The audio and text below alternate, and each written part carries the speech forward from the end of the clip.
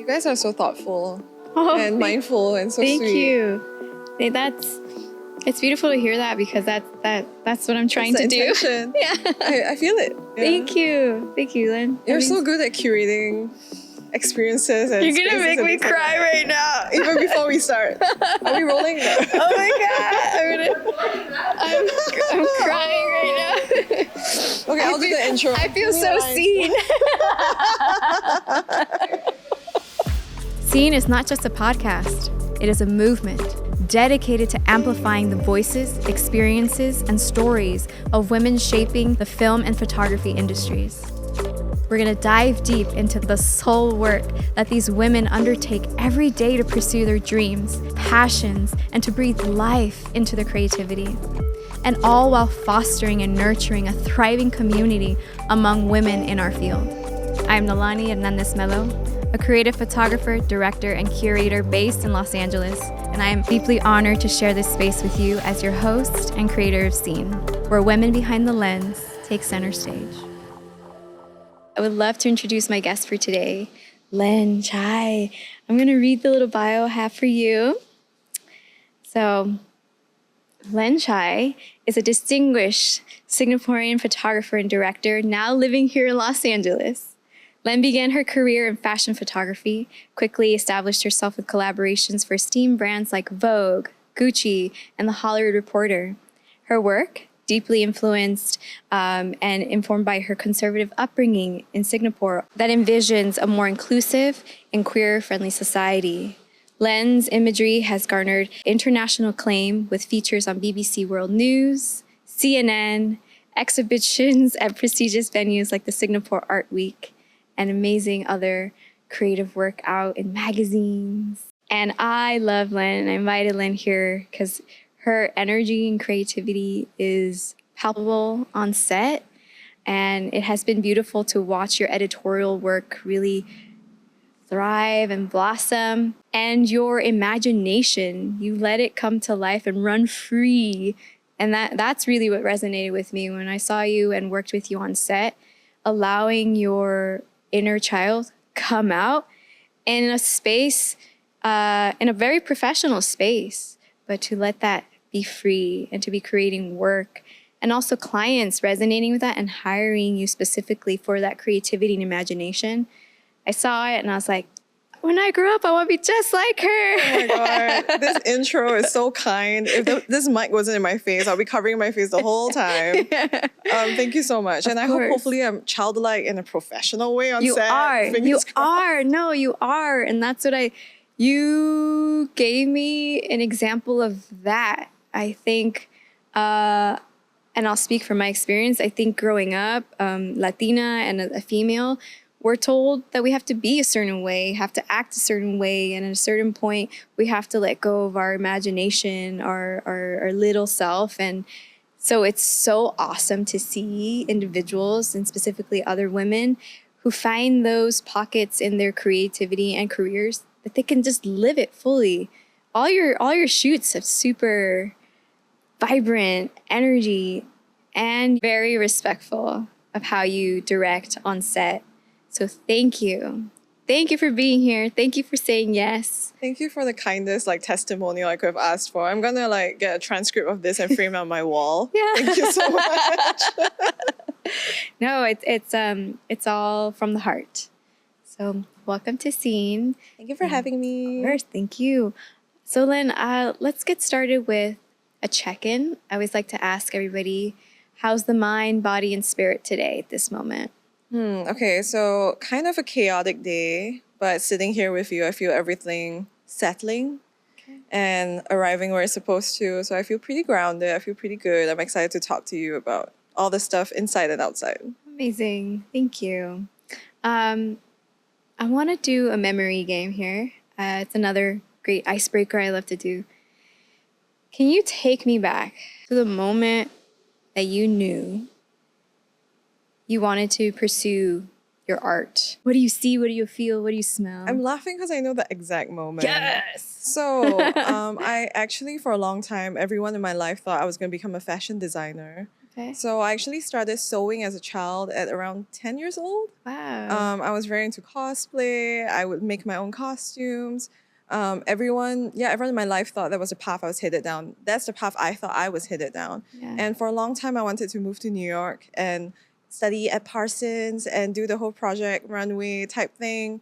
But I discovered very quickly that I just didn't have the creativity needed to be an original fashion designer. Like I would have made a really good seamstress maybe. Okay. I would have been good at like technical construction, but I just felt like I didn't have the vision to make it happen. So photography happened because I took a class in photojournalism and got hired at a local newspaper. And I was atrocious at my job because I was always trying to become a fashion photographer.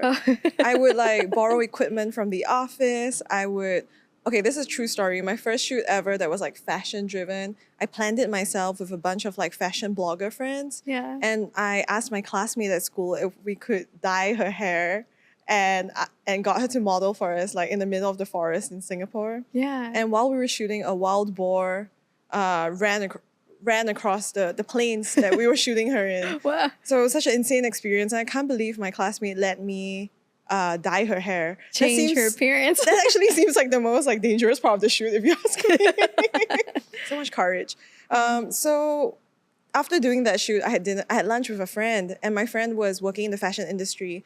And I confidently just said to him, I was like, I think I could do this. He's like, what do you mean? And like he looked at the photos and they were so uninspiring. And I was like, I think I can do this. I said, I feel it in my gut. This is something, I've never been good at anything in my life, but I just feel it. I feel like I could do this. Wow. And that was like when I was 19. Okay. That was like more than a decade ago. Wow. Yeah. That's beautiful. That to me screams intuition was speaking to you loudly there. I think when you're bad at everything, it's quite easy to identify the one thing you're good at. Oh my God. Yeah. That's incredible. Oh my God. But after that, so you decided in that moment, like, this is what you're going to do. What was the next thing that happened? It's really interesting. Like when I talk about how I got into photography, it really sounds kind of like insane. It's like one of those like early 2000s like hustler stories. Yeah. So after that internship where I nearly got fired 3 times, I was so bad at my job. I got hired at a local newspaper as a writer. Okay. The whole interview was them saying, hey, we want you to write for us. And me saying, can I shoot for you? And they were like, no, thank you. So while I was working there, I kept pitching shoots and, used that as a stepping stone to get more shoot opportunities. I feel like my whole, the first 8 years of my career or 6 years of my career was me making things up. And other people going along with it. Okay. Like me cold emailing magazines or just begging people hey, will you model for me? Can I try this? Can I do this? And being really shameless. But yeah, I think the next step was just me. I'll just say it. I feel like till this day, I'm still taking one step at a time. Okay. It's just like looking ahead of me and being like, what do I want to do? What can I do? Yeah. How can I, even separate from making money? Yeah. What kind of photography do I want to make and how do I make that happen? So it's been very one step at a time and very curious. I wonder where I could go with this. Amazing. And to my shock, LA, across the world. Yeah. I mean, what was that transition like, leaving home and coming so far? Oh my God. Nalani, I don't know if you know this story, but when I was, after that internship, I got hired to photograph Lily Cole, who is a British supermodel at that time. And I went around telling all my friends, this is it. This is my big break. I'm going to become a top fashion photographer now. Bye, everyone. Yeah. And the shoot was really, really, really, really terrible. Oh. I fell into the sea while photographing her. I still have a scar on my hand. Oh my God. From the shoot. I got injured on set because the client wanted us to photograph her. Actually, me. It was just me. There was no crew. There was no makeup, no styling. Just me and this top model. Yeah. And we walked into the middle of the sea to photograph her because that's what the client wanted. It was very unsafe. Yeah. I slipped and fell. It was very embarrassing. It was kind of humiliating, really. Yeah. And my gear that I borrowed from all my friends, everything got damaged. I wasn't even getting paid on the shoot. So it was just as a 21-year-old, it was really rock bottom for me. Yeah. I remember right after the shoot, I went to the toilet and cried. And it wasn't even in Singapore. It was an island near Singapore. So I couldn't even I couldn't decompress. I couldn't call anyone because there was no service. Yeah. Couldn't go on the internet, nothing. took all those big feelings and went home and told my mom, I'm gonna move to Japan. Okay. And my mom said, I'm sorry, like, what do you mean? And I was like, I need to grow up and become an adult. And I need to become an adult who can talk to people who are not from Singapore. I need to be worldly, and I need to have something interesting to say with my photography. Because if I can't shoot a supermodel, what kind of photographer am I? Okay. Like, I am so bad at my job. And my mom was like, can't you do any of that here at home? And I was like, no. So I saved up, I think something like maybe $3,000 from my first commercial job in Singapore. Yeah. And I went to Japan on my own, and I lived there alone for 3 months. Wow. And I didn't speak the language. I was so young, so ignorant. You know, like, courage is sometimes just you being dumb, you know? Yeah, absolutely. And that was actually the first step in my journey of becoming an international photographer. So my career really, in many ways, like, actually got its start in Japan. Okay. And going there, and I thought I was going to live there forever. I learned Japanese after that experience. I moved back. Wow. And while I was there, I discovered, actually, I don't really want to live here. And got featured on Teen Vogue in the US. Okay. And taking all the money I saved for that big move, I came to LA instead. Okay. So this story that I just told you has, like, it spanned like maybe 6 years. But compress. Yeah. But basically, that's how I ended up coming to LA. It was also like, I saved up money. I came on my own. I didn't know anyone. I cold emailed a bunch of magazines, a bunch of companies.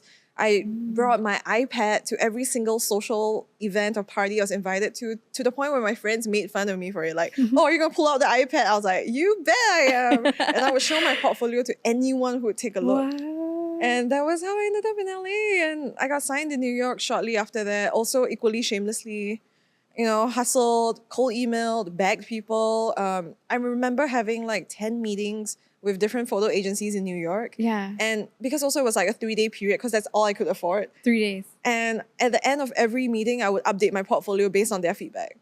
And this is like a crash course. And in my last meeting, I got signed. And they got me my visa, and that's how I moved to America. Like, it was insane. This is impressive. I'm just like, whoa. Wow. This sounds very high energy, demanding a lot. How are you cultivating that energy? What were you doing to fuel back? And you were, think of a computer, you were processing so quickly. What was keeping you going? I think, my parents couldn't put me through university, so I never went. So in many ways, it was like photography was do or die. It was this thing that I started after school, and I never honed any other skills. I wrote a bunch of articles, but the whole time I was like, I want to be a photographer. And everyone was like, okay, girl, calm down. Yeah. I think, this actually is really like relevant to the theme of your podcast, because I feel like for the first, I want to say 8 years of my career, which is the point where I moved to LA, I was just running on pure ambition and drive. I was working off that, in that era, being a hustler was very celebrated. Yeah. And it was really in the pandemic in 2020 that I crashed. Like, I started going for therapy. I realized how aimless in many ways my life had been. Like, all I had was this crazy dream and this crazy ambition and this crazy goal, but there was nothing else. And I was so out of touch with my feelings, my body. Yeah. I was out of touch with anything that wasn't related to the cerebral part of photography. I thought so hard about photography, but not much else. And in many ways also moving to LA was almost like rehab for a workaholic like me. Because after 5 p.m., no one's gonna work. You couldn't force them even if you tried. Down. So as a Singaporean who is so used to almost New York type of hours where it's you're working nonstop all day, every day, high octane energy, always. Coming to LA, I was forced to go and enjoy nature. I was forced to go to the beach, also because I was broke and I didn't drive. So I had such limited experiences in LA that I was like, okay, I guess I will go to the beach and watch the sunset. Fine, I guess I'll go to the mountain and look at the sunset or sunrise or something. I was so reluctant. Yeah. But LA rehabbed me, and now I feel like I live a little too well. So would you say self-care almost imposed itself on you? Yeah, except I wouldn't even call it self-care. It almost felt like it was inevitable. I was so negligent of my life and my well-being that it was all crashing down. It was I think it was also that turning point for me where I was turning 30 soon. Yeah. And I knew that if I didn't change now, this would be me forever. Like, it's easier to change when you're young, right? Absolutely. And that wasn't what I wanted anymore. And I could Yeah. see that I had to change, but I didn't know how. Yeah. And that's why I went to therapy, and you know, I'm so happy at it. That's a beautiful realization of just like, would you say it's age, like maturing? Is it the inner voice that also is growing up, where you just hear, maybe we are hearing our inner wisdom, ourself. You know, I think there's that expression like, I give such great advice, I should probably listen to it, you know, listen to myself. I have found that, especially now I'm a mom and my daughter's going to be 8, and I'm starting to hear my own older voice or like inner voice. But what you said, like, if I don't change things now, this is going to be who I am forever. I mean, I guess in my case, it felt like I hit some kind of emotional dead end. Yeah. It was like my relationships with people were falling apart. I had moved so much in my 20s that like my friendships were scattered all around the world. So I also lacked that kind of like emotional core support that people typically have from their family or their closest friends. Like I was partying so hard through life. Yeah. I can relate to that. Yeah, and I was so lost. Like, I think, you know, like I had hit a dead end where it's like, if I didn't change, I was gonna be so miserable forever. So it was also a kind of do or die. Yeah. And I don't think I hear that mature voice. But what I find really interesting is sometimes if I listen to music from the 2010s, which is when we partied, I hear the young voice that's like, let's go get fucked up. I did. Oh my God. This past weekend, somebody actually played me a song from the last time I went to Coachella. Oh my God. And it was a time in my career where I was working for a magazine. So I was actually working Coachella, and I saw this band, Rufus the Soul. So they're like electronic, you know. But someone played it for me, and I had not listened to that music in the last few years. And again, I heard the younger Nalani starting to be like, let's start dancing. We're all free. Let's frolic. And coming to like, I should lean into her a little bit sometimes. Maybe we should go out sometime. We should. I think we should. But yeah, I was driving around LA and I was listening to Crystal Castles. Yes. And I was like, wait, actually this might be problematic because like I now know all the backstory about the drama and the band. But even as I heard it, I was like, I want to go dancing. Yes. I want to be young and free. And I was like, wow, this is dangerous music. I should stop. Let's talk about a little bit about that. I mean, if you remember when we did Scene, the actual exhibition, my self-portrait piece was about the different facets. We all have multiple facets, right? And so right now we're talking about how this music might be problematic because it brings up a side of us that in hindsight now we're like, that's not healthy. But in that moment, it was such an authentic self. Now here in this present day, like that version of Lenne is still so authentic. How do you integrate her?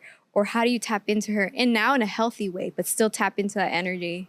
Yeah, I mean, I this is so funny. So like I said in 2020, I finally got in touch with my body. And the way I did it was actually I started learning whacking, which is a kind of dance. Okay. And I'm not kidding, not exercised or used my body in any meaningful way prior to 30 years old. Okay. Like, it's actually kind of crazy now that I do work out. I'm like, and I guess it was all the dancing. Like, I danced really violently. Yeah, cardio. Many hours, yeah. But yeah, in many ways, I feel like I still have so much fun and I still get to explore my inner child, not just on set, but also in all these hobbies that I've picked up. Like now I do Chinese martial arts 3 times a week. I remember you telling me when you were going to go to that, and I was like, that's beautiful. Or I remember your house, the piano again.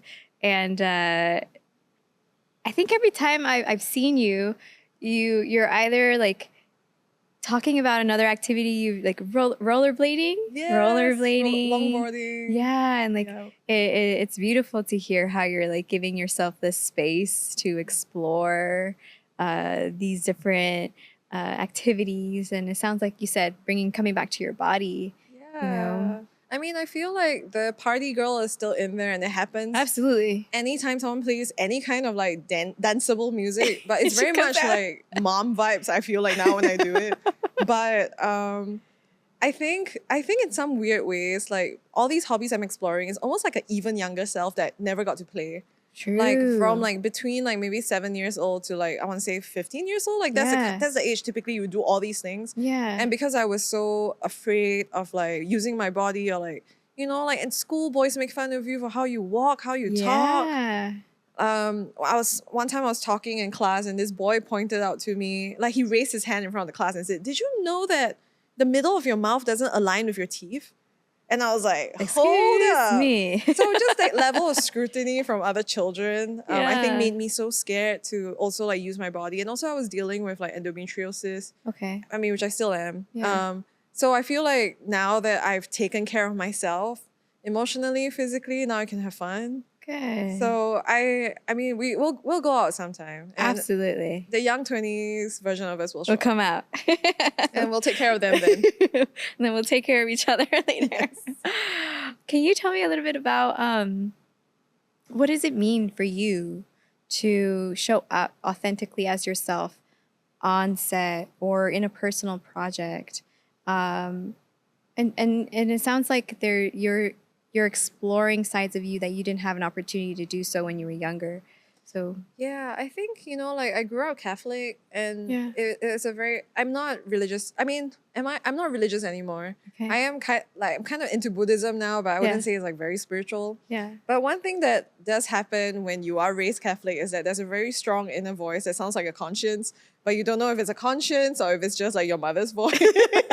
Yes. But I do honor that voice a lot. So I think on any project, even like, for example, the thing you talked about when I apologized to you, Yeah. like for not giving us better closure when we stopped working together. Yeah. I feel I'm very guided by, does this sit right with me? Yes. And it's as simple as like, does this outfit that this model, this talent is wearing, does it sit right with me? If Yeah. it doesn't, then I should speak up because I'll regret it later. Yeah. So I feel like everything I do is guided by that intention of like, am I doing something that I can stand by later and sit with later and not feel any discomfort later? And you know, that affects everything on set, right? Like Yeah, all the way absolutely. from how we interact with people, Yeah. how we handle messy situations, Yeah, of course. how we talk to talents, how we talk to creatives. So I'm very guided by that. That's beautiful. Can you tell me of an experience that, because I had an experience recently where the pressure of a project or pressure of a job caused you to react, and you came into, I'll speak for myself, like in a survival reaction of just like having to protect this project or your client, and for a split moment you forget maybe the choice of words you made or something makes someone else feel not valued or unappreciated, and they question your character, but you know authentically who you are. So how do you navigate like soothing that, not just for you internally, but also for someone who feels, you know, like you crossed a boundary with them, or have you ever had something like that happen? Oh, all the time. And actually, I feel like in my early 20s, like in those first like 6 years when I was hustling hard in Singapore, I feel like I damaged so many relationships because in many ways I felt like my sense of self was so tied to my work Yeah. that I couldn't let go of any creative disagreements, and it made me really difficult to work with, or it made people who work with me maybe not feel great about themselves, you know, and all this for what, you know? Yeah. And I think also as you get older in this industry and as you become more secure in yourself, your craft, your livelihood, it's easier to take a step back and realize like this is just a job. And at the end of the day, like people may not remember exactly what happened on set, but they'll remember how you made them feel. Yes. And I'm very wary of that because I've been on the receiving end of like, you know, people not being nice on set, or like, you know, even like what sometimes can feel a bit like being ostracized or being bullied. Yeah. I think also being born a woman Yeah. and just you being on set perpetually till this day, people ask you, are you the assistant? Yeah. Like, what are you doing here? Who are you? Yeah, and like people can be so mean, and people don't naturally respect you. I think just being on the receiving end of the experience makes me try really hard to be mindful to people that other people might perceive to be not important on set. Whether it's like a PA, dude, PAs and interns, they're all going somewhere. Yes. They're going to be your boss tomorrow. Like, you should, even if you don't care about them as people, you should be nice to them because karma is real.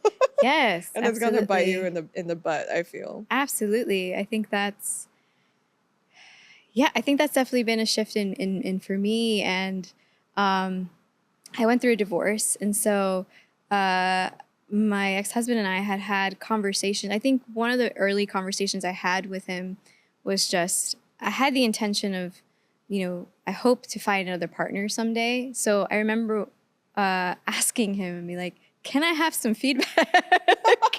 How can I be a better partner? What are some areas, maybe when we were together, I wasn't able to receive that, but now, like, because I'm thinking ahead. You filed your resignation. Yes, you're moving to the next job. I want to hold myself accountable. I want to grow, improve, evolve.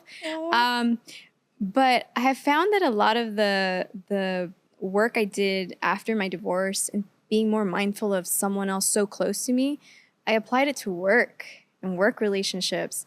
And you know me, I'm super spiritual. And so I realized that the more I leaned into these facets of me that are super, super core, like my spirituality, relationships started to flow better. And I mean relationships across the board, right? General. But yeah, I bring up the story about my ex-husband because basically he said, sometimes it was really hard for me to tell you how you made me feel. You couldn't hold space for me and you get really defensive. And so I took that and synthesized that and worked with it. So as of lately, in the last couple of years after our divorce and me being in this industry, when people have shared like, hey, the way you worded that, or the way you said that, or you giving me this, my first step was like taking accountability and being, instead of getting defensive, be like, that's not what I was being like, I hear you. I understand how that may make you feel. I'm so sorry. But also the other value I have now is speaking my truth and understanding that everybody's having an experience. They might be happening at the same time, but they're each having their unique experience. So yeah, that just reminds me of that and being able to hold space and say like, hey, I messed up. I didn't mean it that way. But so thank you for I mean, I just want to say, like, if you ask your partner for feedback on how to be a better partner, you're already like top tier. I mean, that was after we had already. It's okay. You know what I mean? You're practicing. But we're co-parents, so it had to be had. But yeah, I do want to name that, acknowledge that experience has been kind of my anchor now, especially in work, because a lot of the relationships I have are related to work, and it's hard. It is. I had a similar experience to you where I went to therapy for help with my personal life, love life, whatever Yeah. the more intimate parts of ourselves. But I ended up becoming a better person at work because I was working on myself. Yeah. I think it's amazing what a bit of curiosity and kindness. It's so cheesy when I say it out loud, but it's true. Like if you're curious and kind, which is also very Buddhist, but it really does affect how it smooths over even the worst situations, I feel. That previously might have become very heated because of our egos. Yes. But now we can take a step back and be like, okay, I can be responsible for the part I did wrong. Yeah. And then immediately the tension is like fizzled out, right? And I found that that's actually how I explain spirituality to people, because it's still very a stigmatized term or like taboos, and the spiritual work I do with my mom outside of production.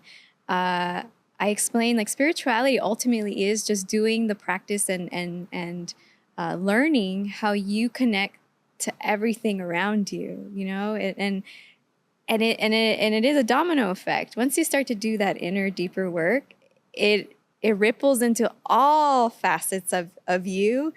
And I think I'll speak for like U.S. culture. We're such a hustle, grind culture, and we work a lot, and but it sounds like in Singapore it's way more. But we see our colleagues. On average, we see our colleagues more than we see our families, because we're on set, minimum 10 hours for sure. Yeah. That doesn't include you driving to work, coming home. And so we create these strong bonds with these people that it's no coincidence that when you start to do some inner work, and that is spirituality, when you start to change, it starts to ripple out. I love that.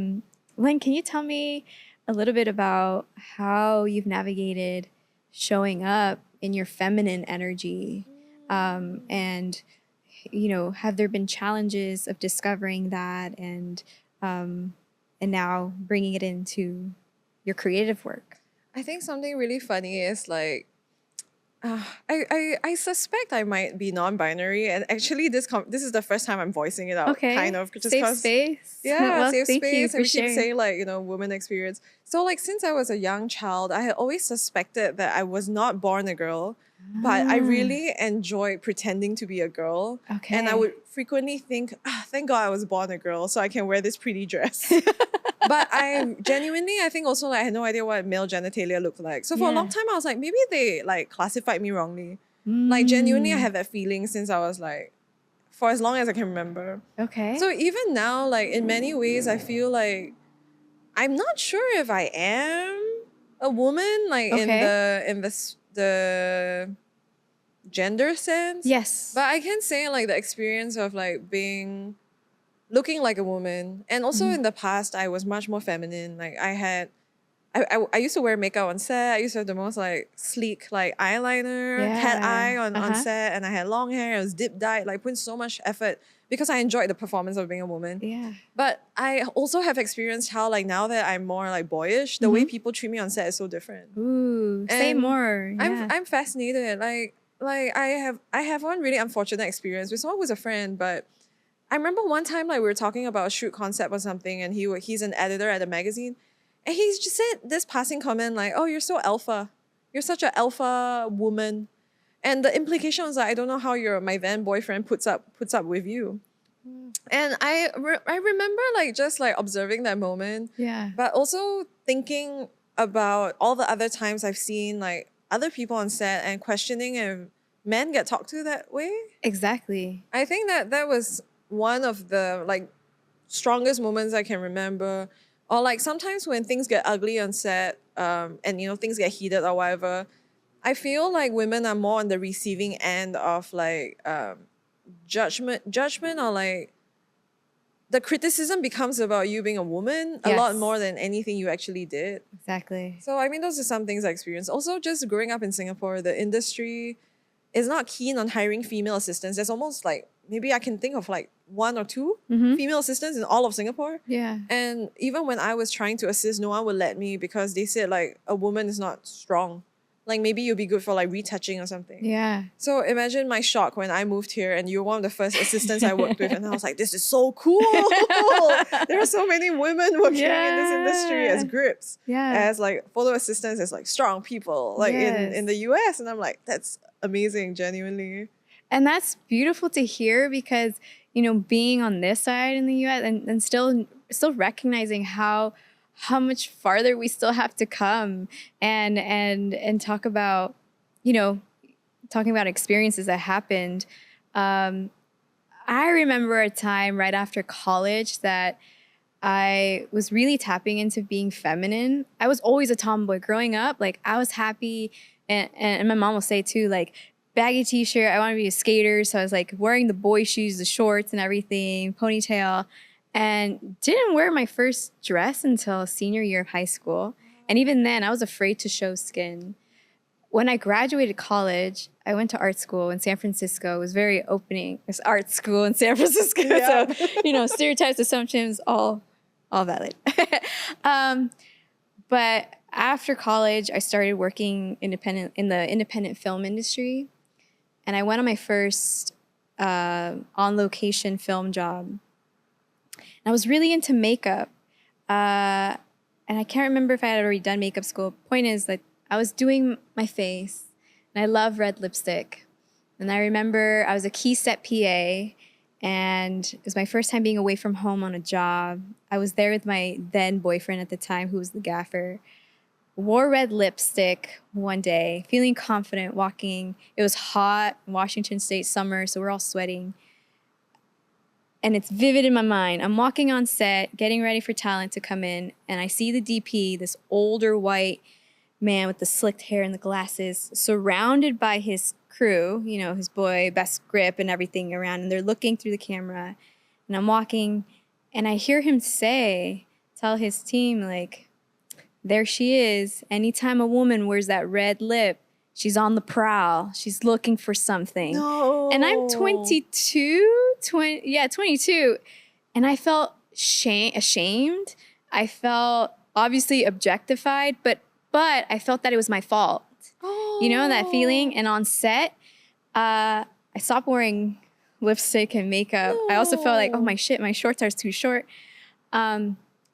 But I remember at that point, I can name it now in hindsight, that I shifted into, okay, being on set, you have to be strong. You have to be masculine. And I love my masculine side. I love being my tomboy side.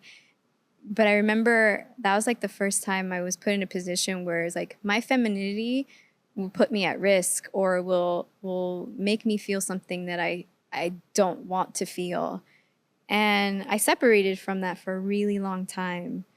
So hearing your stories and just like having these internal conversations of just like, how can we coexist when people have these perceived or ideas of us, or you're too alpha, or you're not feminine enough. Yeah, I feel like as a woman, no matter how you exist, it's a problem. If Yeah, you're too dressed up, it's an issue. It's an issue. If you're too pretty, it's also a problem. If you're too masculine, it's also a problem. If you're too decisive, somehow that's also your fault. Yes. I think also you're touching on something really interesting, which is I find that there's a culture of uniformity or conformity in crews. Yeah. Because there is an idea of like you don't want to stick out. Yes. You don't want to be called out. Or you don't want, and it's actually so aligned with like Singaporean culture because it's a part of Asia. We are very informed by those values. Yeah. So I find it. I mean, hearing you talk about it also made me realize the overlap of these two industries, and maybe that's why it feels even more like hierarchical in Singapore. Like even more like if you are gonna be a female grip, you better be one of the boys. Yes. Like you better be exactly like a boy. Oh my God, totally. Undetectable. Yeah. I relate to that a lot. It was like, I think even growing up, I found myself like, it was easier for me to hang with the boys. Like, I could do this. Because that's a great segue into the fact that like, there's also a lot of judgment and it's all conditional in program of women pitted against each other and like how we have to view each other and like, you know, the same comment that TP made could be made by a woman on saying like, oh my gosh, she's wearing red lipstick. Like, who does she think she is? You know what I mean? And that girl will get along so well with the DP. Yeah. So it's just like, you're right. Which way, how can we exist? How do you want it, world? I think the truth is we cannot make them happy because we live in a patriarchal society. Yes. The odds are stacked against us. I'm not saying like all men are bad. No, absolutely not. But the system is built in a way that makes women feel like you should be at home.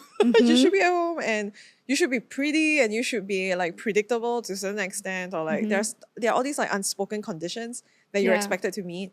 I actually had a similar experience to you where I actually used, like I said, I used to doll up for shoots. I enjoyed it. I like looking cute on set. And I feel like a lot of my transition into like dressing more like androgynously or even like more boyishly was really informed by how I was being perceived, because like people just didn't seem to respect me. And like you, I thought the problem was me. So I just kept trying to change to a version that they could accept. But it never happened. And on this one shoot, I was doing like tag-on photography for like a TV commercial in Singapore.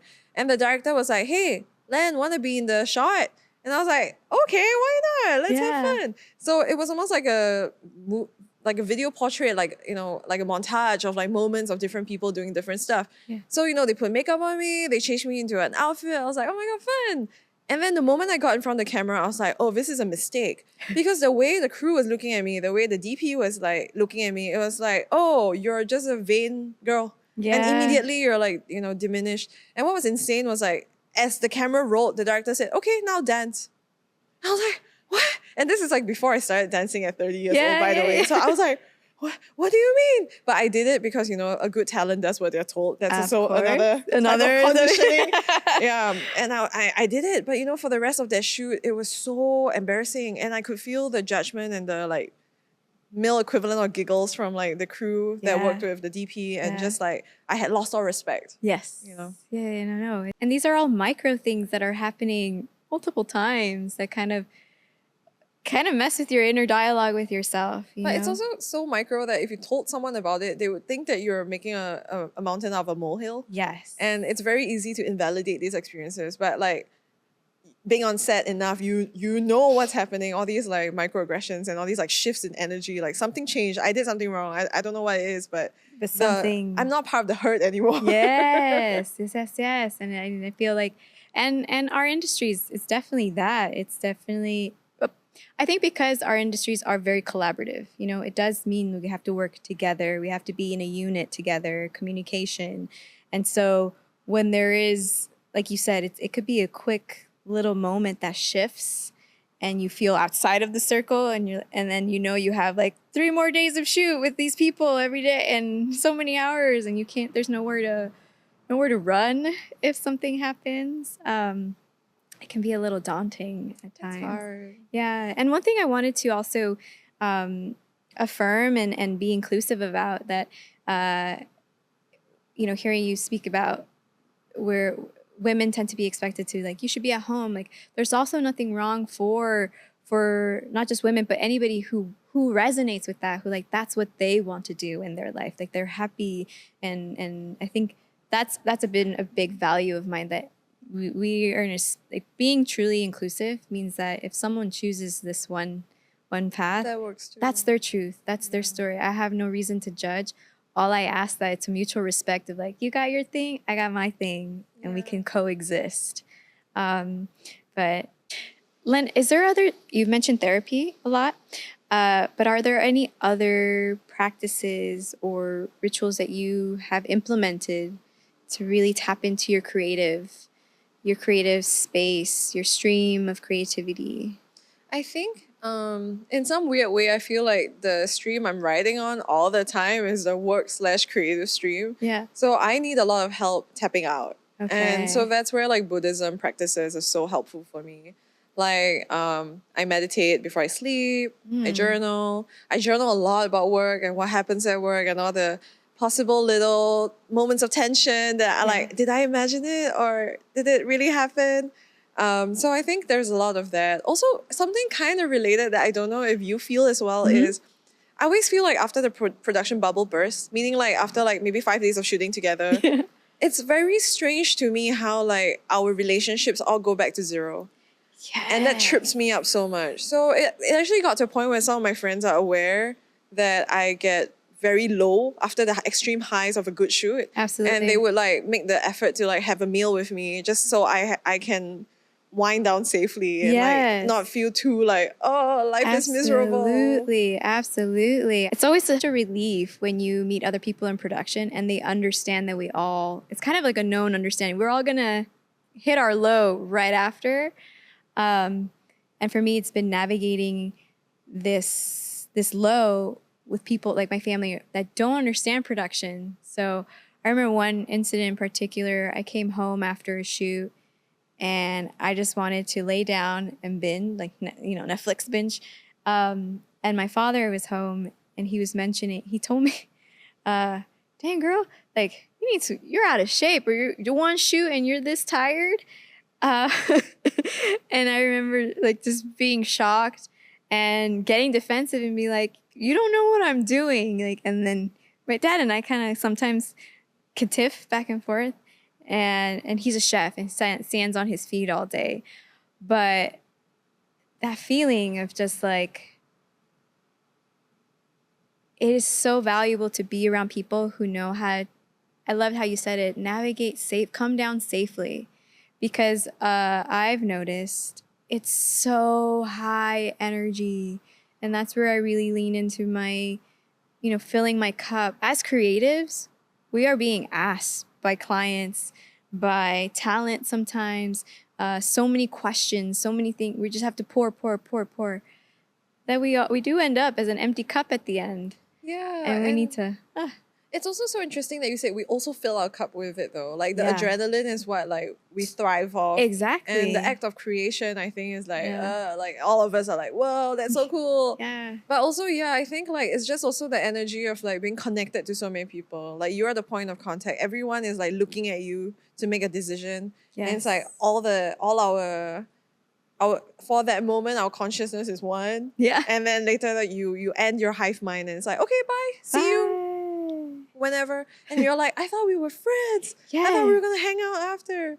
So even though I know that this is just work, I feel like there's something about the shoot experience that's very intimate in its own way, energetically. It really is. Really is. Actually, right before you came, I was having a conversation with Izzo here in the studio, and something I reflected on vacation was just like how easily a lot of us use the term friend. Like we give it to, and that having this reflection, realizing that sometimes, or acknowledging now, sometimes the person we're calling friend is just somebody that we've been working so closely with.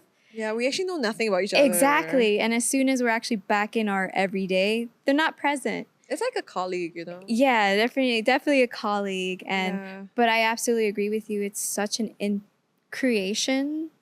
The act of creation is us, it's just like, we're birthing something into life. For real?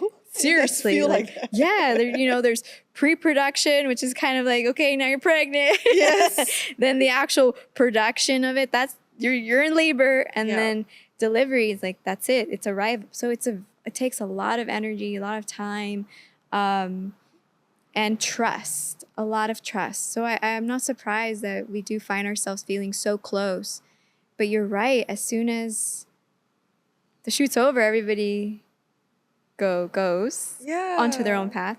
But what have been some ways that you have nurtured or taken that step towards nurturing a relationship that you've wanted to continue? I mean, I invited you guys over for karaoke. Yes, so that was great. I feel like I'm pretty good about like staying friends, actually pursuing the friendship out of work or investing in the friendship out of work. Yeah. But I think what I need to learn is like, if people don't reciprocate, it's okay. So I'm on the other extreme. Yeah. I actually talked to a director friend about this one time, and she said for her, she said maybe I'm on the spectrum or something, but I go to work and I just want to get the work done. And I'm just honed in on like, I don't care about what any of you are feeling about what's happening on set. I just want to just get it done. I just want to finish it and go. And I was like, I've never thought about it that way. And it was so like eye-opening for me. But I think having that, and also already I'm like so ready to befriend people on set. Yeah. It's helped me reach a more like medium point. Okay. Where I'm like, okay, it's okay if people think this is just work. Like it's okay. Some people see it that way. And it's cool if we become friends, but it's also okay if we just want to like go home and hang out with our loved ones after work. Yeah, have our own lives together. Exactly. And I think it's, to me, that resonates. Everybody has their space in your story, in your narrative, or and also learning. I think the lesson I've been learning is that some people are just meant to be here for a moment, and some people are here for longer. Some people may come back. Yeah. So, yeah. It's a beautiful experience of navigating these relationships. And I actually recently had a really interesting experience where I had this artist that I worked with like a decade ago, and it turned out that both of us were really hung up over like how badly we perceived the music video shoot went. And we actually recently met and like talked about it and cleared the air. And I think like, we're talking about what you just brought up, you know, you never know when you'll come full circle. Like it could be 10 years from now. Absolutely. And that's totally okay. Like maybe this was when we were ready to actually talk about the show or take accountability, like you said, over like what we could have done better individually or whatever. Or just recognizing that we were children that didn't really know what we were doing and just being very hard on ourselves for no reason. Yeah. But I thought that was like, to me, it was like really like a good reminder of like, how things are not as finite or as definite as we always imagine it is. Nothing is ever like, this is the end. Like, that's it, you know? I absolutely resonate with that. It's so true. You never, and I think that also supports what you said about interns or PAs. Like, you just never know when and in what capacity this person's going to reappear in your life. And yeah, that's kind of what I've been leaning into too. Like, just trying to make sure that's something I communicate with my team and my crew of like, at the end of the day, I want to make sure that you have a positive experience in whichever role you're doing, because having gone through this journey, I know how one single thing can change someone's path, right? A word of affirmation or acknowledgement could be the one statement or word that person needs to pursue becoming like this epic director. You know, you just never know the full impact of your actions or words. And so it's beautiful to hear how you reflect back and think about how their experience might be, and also allowing like leading sounds to me like leading with that openness that it could resolve itself later, or feeling mature enough to hold space for that to clear itself up again.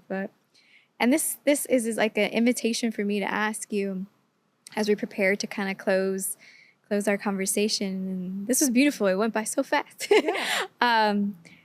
What do you feel like our industry needs more of? And what do you feel we have an abundance of? Oh, that's so interesting. I mean, I feel like I am quite the advocate for like, especially in Singapore, maybe not so much in the US, for like a structured creative industry where people can get paid a living wage and also have healthcare and have all these like other benefits that other industries have. I think in our industry, a lot of people like literally like burn out and fade away, and because the work is so hard and so doesn't pay that well. I mean, I feel like the US is a lot more advanced than Singapore in this regard. And I definitely feel like I am taking what some of the practices here and seeing what people are advocating for and how they want to improve the industry here and thinking about how we could implement it like back home. Okay. So that's something I think about a lot. Just like how to help people make a living, an actual living while doing this job. Absolutely. And what do you feel like is an abundance of? An abundance of Are we in abundance mode right now? Because it feels like it's been kind of slowly. Yeah. I'm curious what your answer to that is. What do you feel like that's too much? Or? I think like what I think abundance is. Well, it depends. I think for me it has evolved. I think when I was younger, or younger mindset, abundance meant monetarily. Like how we like, make it rain. Yeah. But the more I've been diving into my spiritual side and my practices, it's really been more of like abundance means nourishing my heart, my spirit, and also monetarily. I think it's been a shift of what resources do I have and finding gratitude in what I have. And so when I think about our industry, and specifically, I'll speak of my community. I think that's what I have been finding of there is an abundance of people looking for connection, and I love to see. I'm grateful that there's people taking the risks to show up and hold space for one another, and do the awkward dance of like, how can I be in your life beyond just the project, beyond assisting you, beyond this or that, or beyond needing something from you? How can I actually be of service to your evolution, right? It's like bell hooks. Like that's the definition of love. When two people mutually decide we're going to help each other evolve. That beautiful. And so leading with that. Yes. You got to go through the weeds, but you can find it here. It's true. Yeah. I think, what's so interesting is like, I think if you asked me this question like 5 years ago, like I would have had so much to say. But I think like what's changed is like now all I want is enough. Yes. Like I mean, it's kind of like what you said. Like in the past, there was an obsession with like hoarding or like making as much as possible, or like being the best photographer that ever was, like that was kind of the energy like all of us had, and that's also why it was so competitive. But I feel like I now understand that everyone has something different to offer. Yes. What you can offer is so different from what I can offer, and in many ways, like the competition, sure, we lose jobs to each other, but the competition in many ways is also like some kind of fallacy. Like it's a little made up, it's a little real, and nowadays I feel like I just want to have enough. I don't want to have too much. Too much also brings its own problems. Absolutely. And with that, I want to always open it up to you.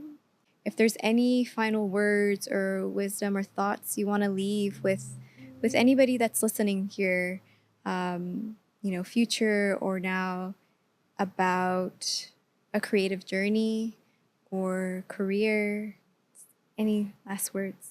I think the best thing that I have discovered in this career is that for me to be a good photographer, I have to live a good life. If I don't have an interesting or full life, then I have nothing to follow. I don't know if I have anything that interesting to say. So I know it sounds like it doesn't make sense, but if you are enjoying your life, it also helps your craft. Although it doesn't, it sounds like that shouldn't work that way, but it does. No, it does. So I guess this is the message to encourage any young creatives that are watching to remember to enjoy life, even on top of the hustling and the pursuit of greatness. And I just want to add a little bit there that enjoy your good life, but also receive the hard times with openness and grace, because that also helps with the flow of because that's the one thing that's guaranteed: highs and epic lows. So true. Epic highs, epic lows. And I have learned from experience that sometimes we pursue perfection and like we want the good life all the time, that we mismanage or don't learn how to manage the lows. And yeah, so you young listeners out there. I mean, I was watching the Olympics, and one of them said that their coach told them that every time they train, it's like 1/3 good, 1/3 bad, and 1/3 okay. Yes. And ever since I heard that, I've been thinking about it, even in terms of like life. Yeah. And it's made everything feel more like manageable. So. Yeah. Shout out to a good friend of mine who I'd always ask them, like, how was your day? And they'd say, okay, normal. And I'm like, just okay? And like, okay is good. I'm like, actually, yeah, you're right. Okay is good. But Len, thank you so much. I felt so engaged with you and loved hearing more about your story. Thank you so much for having me. I feel like we just started, but I feel that too. And apparently sorry, everyone. I literally feel like I was like, there's still like so much. No, but when you do what you love, it just flows. Okay, looking forward to season 2. Yeah. Thank you. Thank you so much for having me. No, it was such a pleasure.